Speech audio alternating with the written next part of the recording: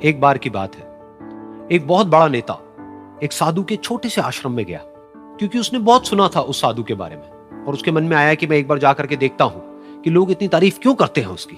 तो जब वो उस आश्रम में गया तो वहां पर एक छोटा सा कमरा था जहां पर एक कालीन बिछा हुआ था।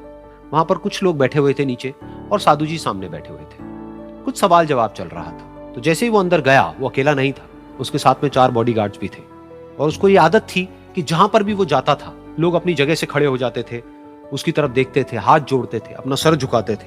लेकिन यहां पर ऐसा कुछ भी नहीं हुआ। साधु ने उसकी तरफ देखा तक नहीं, क्योंकि वो साधु किसी के सवाल का जवाब दे रहे थे। लेकिन नेता को इस बात पे गुस्सा आ गया।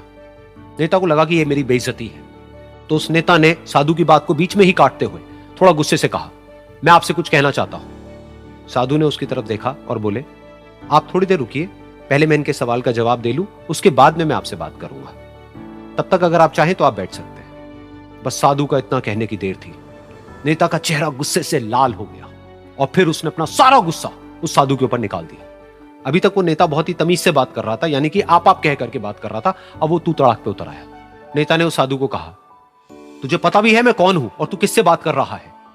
साधु ने उसकी तरफ देखा और कहा, मुझे इससे कोई फर्क नहीं पड़ता कि आप कौन हैं, लेकिन आप जो कोई भी हैं, अगर आप चाहते हैं कि मैं आपके सवाल का जवाब दूं या आपसे बात करूं तो आपको कुछ देर रुकना होगा। और साधु के ये कहते ही नेता गुस्से से पागल हो गया और वहीं सबके सामने चीखने चिल्लाने लग गया, अब मैं तुझे तेरी असली औकात दिखाऊंगा। तूने मुझसे पंगा लेकर के ठीक नहीं किया है। तुझे पता भी है मैं तेरे बारे में क्या सोचता हूं।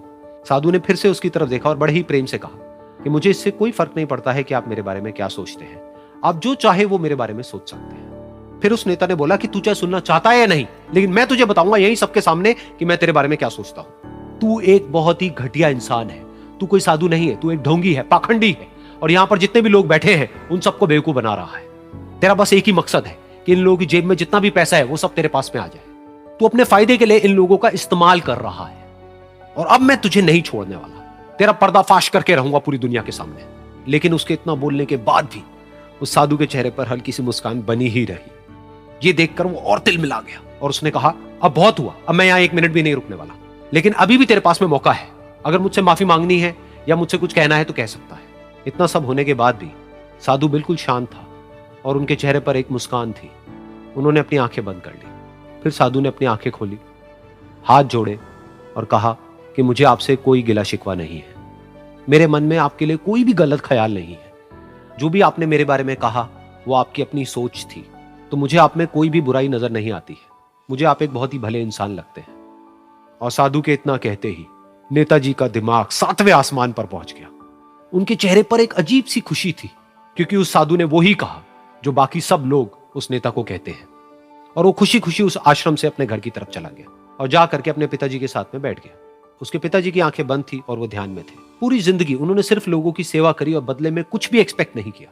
तो थोड़ी देर बाद जब उन्होंने अपनी आंखें खोली और देखा अपने बेटे को अपने साथ बैठे हुए, तो उनके बेटे के चेहरे पर आज एक अजीब सी खुशी थी जो आज से पहले उन्होंने कभी नहीं देखी थी।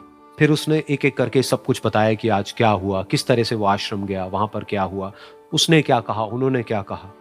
तो जब इसके पिताजी ने पूरी बात सुनी तो थोड़ा सा मुस्कुराए और अपने बेटे को देख करके बोले कि उन्होंने तुम्हारी तारीफ नहीं करी है, क्योंकि उन्होंने वो नहीं कहा कि जो तुम हो, उन्होंने वो कहा कि जो वो खुद है।